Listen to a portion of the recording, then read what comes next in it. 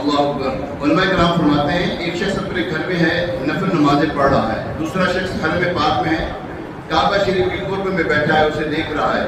فرمایا یہ قرب کعبے میں حاضر اور کعبہ شریف کی جلووں میں گم شخص اس گھر میں نفل پڑھنے والے سے افضل ہے۔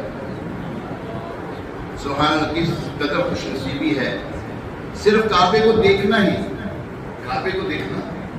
کعبے کی رونق، کعبے کا منظر، اللہ اکبر اللہ اکبر، دیکھوں تو دیکھے جاؤں برابر۔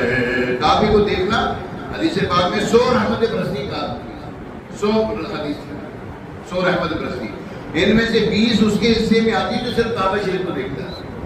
جو بیت اللہ شریف کو جو صرف دیکھتا ہے، صرف 20 حصے وہ جو ہے رحمت اس کے حصے میں آتی ہے۔ اللہ اکبر، دیکھوں تو دیکھے جاؤں برابر، اللہ اکبر اللہ اکبر۔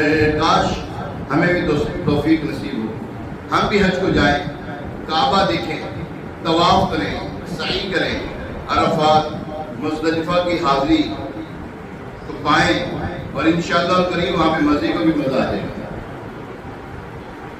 ہمیں دل سنے لیتے ہیں، یا خدا حج پہ بلا کے میں کعبہ دیکھوں، کاش ایک بار میں پھر گنبد خضرا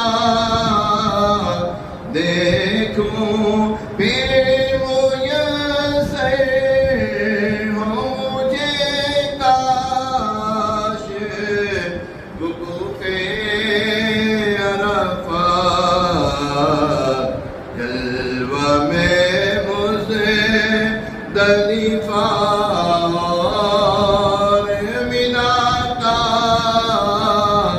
دیکھوں، جھوم گئے خوب کروں خانہ کعبہ کا طواف، پھر مدینے کو چلوں گنبد خضرا